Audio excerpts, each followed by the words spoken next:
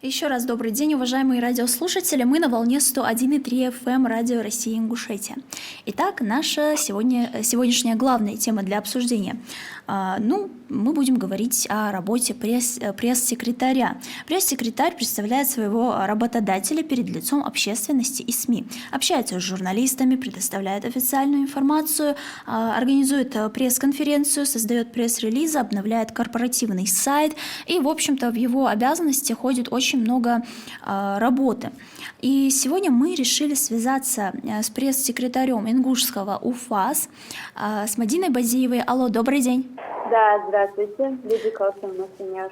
Итак, Мадина, во-первых, хотелось бы спросить, чем отличается просто секретарь от пресс-секретаря? Очень хороший вопрос, особенно когда ты с него начинаешь. Вот сейчас, прямо сейчас, я вот сейчас нахожусь на работе и занимаюсь своим планом, пиар-планом на 2021 год. Составляю вот план, по которому мы будем работать. Пресс-секретарь, он больше пиар-менеджер, его деятельность направлена на пиар своего ведомства.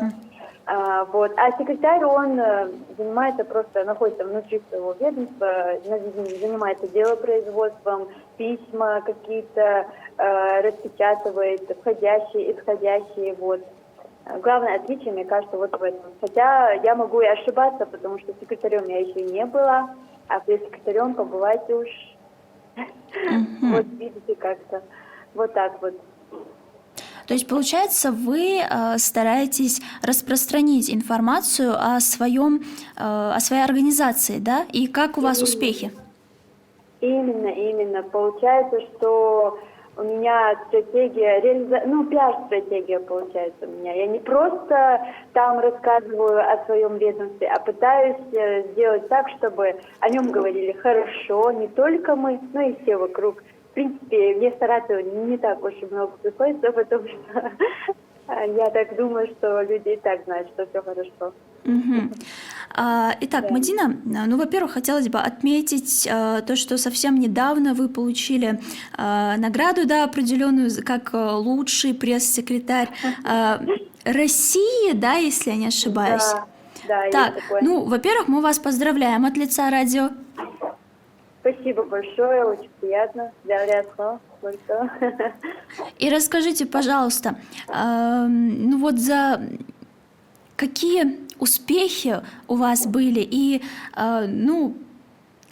что вы сделали для того, чтобы победить в данном конкурсе? Да, во-первых, я хочу сказать, что лучший пресс-секретарь это среди антимонопольных ведомств регионов. У нас 84 ведомств в каждом регионе. Но хочу сказать, что это полностью, вот на 90% того, что вот у меня сегодня есть, и того, чего я добилась, будучи в этой должности, это понимание и поддержка моего руководителя нашего управления Батыры Сачива. В любом случае, вы непосредственно связаны с вашим руководителем и постоянно с ним работаете, так получается? Да, конечно, да. Тогда можно даже сказать так, что вы, получается, это лицо фирмы, которое все время показывает вашу организацию и старается делать это с лучшей стороны. Вот что вы вкладываете в это понятие? То есть говорят же, что лицо секретаря-пресс-секретаря должно быть чистым и умытым. Вот что это значит по-вашему? Во-первых, это наша работа, там очень большая терминология, очень сложная, тяжелая. Вот в работе со СМИ и в работе в соцсетях я очень сильно стараюсь сделать так, чтобы это было понятно. Стараюсь писать очень простым языком, чтобы простой человек пришел, узнал и увидел, что здесь происходит и что это за организация. Вот самое главное, я считаю, в своей работе, это снять все барьеры непонимания между простым обывателем и нашим управлением. Когда говорят Федеральная антимонопольная служба, чтобы у него не возникало мысли, господи, а что ж это такое, да что там творится. Чтобы все это было очень легко и просто. И второй мой принцип, это всегда говорить правду. Не нужно, мы всегда с Батыром Вячеславовичем об этом говорим, что Вот всегда, как бы горько и тяжело не было, что нужно говорить правду и пытаться донести ее так, чтобы ее поняли правильно. Мгм. И Поняли и альхамдулилlah, приняли. да, альхамдулилlah, я нахожу поддержку в его лице, и вот благодаря этому все идет пока хорошо. Мгм. Вот, кстати говоря, о людях, раз мы о них заговорили, много ли у вас бывает, ну, скажем так, посетителей, тех, кто к вам обращается ну, там, за помощью? Мгм, мгм. Да, нужно отметить, что обращаются к нам не физлица, а хозяйствующие субъекты, потому что конкуренция бывает между хозяйствующими субъектами.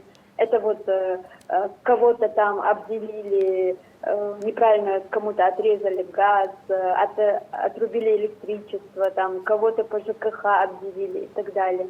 Вот обращаются такие люди, обращаются в основном в соцсетях, бывает очень много обращений у нас и в Инстаграме, и в Фейсбук, есть соцсети. Обращаются через почту, это я вот параллельно говорю, как к нам можно обратиться. Через электронную почту можно обратиться и, конечно же, прийти к нам. Здесь же написать жалобу, у нас есть образец, стенд, где вы можете все увидеть. И вот, альхамдулилlah, обращения есть, люди за свои права борются, и мы пытаемся в силу своих возможностей им помочь. И как-то вот так вот. Итак, ну, еще один вопрос, Мадина. Скажите, пожалуйста, чем вас привлекла ваша работа и какие навыки вы приобрели? Вот как они будут вам помогать в будущем? Спасибо за вопрос. Это очень хорошо. Что я обрела? Наверное, понимание, свое значение, наверное. Вот ты пришел в управление, и на тебя сразу сыпется такая ответственность, что ты лицо, вот как ты сделаешь, так и будет. Если ты сделаешь плохо, значит будет плохо. И вот если ты постараешься, значит будет хорошо. Вот от тебя очень многое зависит. Это в первое время очень сильно ставило меня в ступор, потому что если бывают моменты, и вначале особенно, что не все гладко получается. И вот ты понимаешь, что благодаря тебе вот о всем управлении могут подумать неправильно и могут там неправильно что-то интерпретировать, и будет очень плохо. Это все на твоей совести. Вот это самое страшное, и альхамдулилlah, я этот барьер переборола, и теперь понимаю, что на мне большая ответственность. Вот понимание ответственности, оно очень много значит. И вот, в принципе, вот, что я могу сказать. И желаю всем, я хотела бы всем пожелать, чтобы работа была любима. Самое главное, ваша работа должна вас радовать, и в ней вы должны находить понимание, какое-то гармонию, что ли. Чтобы вы утром вставали, шли на работу. Не так, что, Господи, опять эта работа, за что ж ты будешь делать? Нет, чтобы вы шли, и у вас в голове уже был план. Вот я сейчас дойду, вот я начну с этого, продолжу танцы, буду делать то-то. Вот план уже готовый есть, и вам не терпится. Вот мне кажется, тогда вот уже счастливый человек. Ну, это тоже верно, если честно, не могу не согласиться. Вы сказали, что вначале у вас возникали какие-то, ну, трудности, да? Да. Какие именно трудности у вас возникали раньше, и есть ли они у вас сейчас? Ну, и, наверное, если есть, то какие? Ну, вот ты пришел, человек творческий, да, я себя позиционирую как человек творческий, до сих пор пытаюсь эту жилку как-то себе сберечь. Вот я прихожу до сих пор, вот меня интересовали птички, солнышко, цветочки, вот я прихожу, а тут тендеры, госзаказы, сроки. Вот этот язык, это было просто тьма, какая-то морока. Я не понимала, о чем говорят люди, тем более, о чем они пишут, и тем более, как это передать так, чтобы другие люди это поняли. Это было очень страшно. Я вот зачитывалась, сидела, пыталась каждое слово переводить. Это вот непонимание языка ихнего, вот у них же здесь специальная своя терминология. Вот это мне очень тяжело далось, первые даже, скажем, полгода. Было очень тяжело, там даже доходило дело до слез, с тобой разговаривают, а ты не понимаешь, о чем с тобой говорят, и ты чувствуешь себя чуть ли, да простят меня наши слушатели, чуть ли не тупой, о чем говорят эти люди, а мысли такие бывают. Но вот упорство какое-то, труд, если ты чувствуешь, что вот надо, это вот какой-то вызов себе. Неужели ты настолько, у тебя настолько нет мозгов, чтобы это не понять? Люди же поняли, а с тобой что? Вот это я очень... Даник, язык, если помыслить вот такими мыслями, то все, алхамдулилlah, получилось.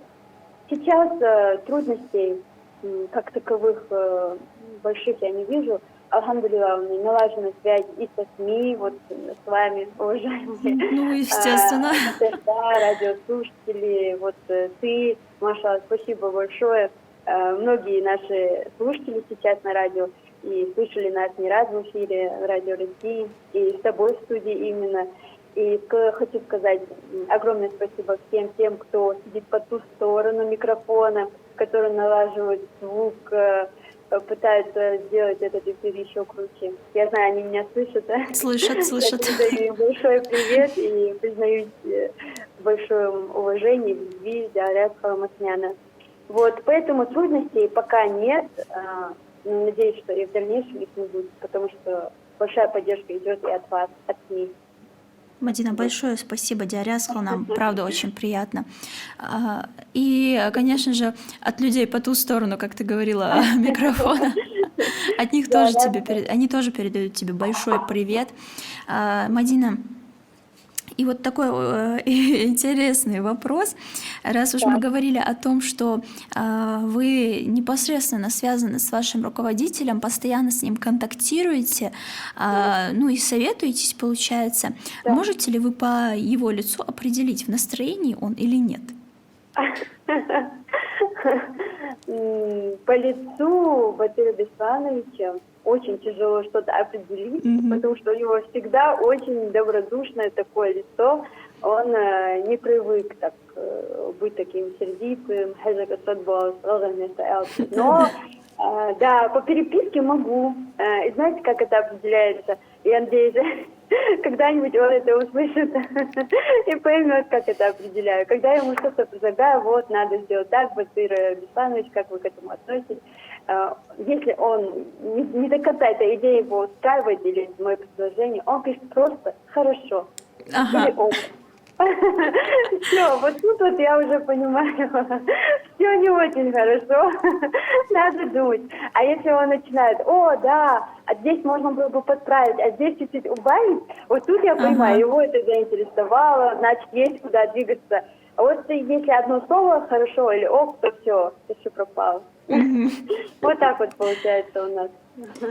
Ну, я как поняла, у вас очень хорошая организация, отличный руководитель, трудолюбивые люди.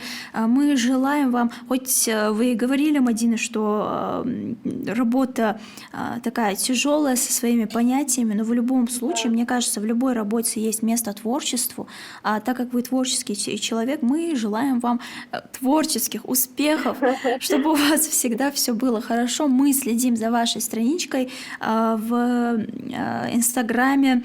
И, честно сказать, я восхищаюсь вашими текстами. И, честно сказать, да, действительно, все бывает очень понятно, потому что вот мы, СМИ, тоже у нас тоже есть такая функция, если там новость непонятна, мы должны ее переводить так, чтобы люди ее поняли. И у вас, я как поняла, такая же функция. Ваши тексты мне бывают всегда очень понятны. Прочитал, понял, написал комментарий, вышел, все. Поэтому большое вам спасибо за ваш труд и за ваше трудолюбие. И большое спасибо вам за звонок, что уделили нам время, нашим радиослушателям. Хотелось бы напомнить, что мы только что разговаривали по телефону с Мадиной Базиевой, пресс-секретарем Ингушского УФАС. Мадина, спасибо, до свидания. Спасибо большое. Адикал. Адикал.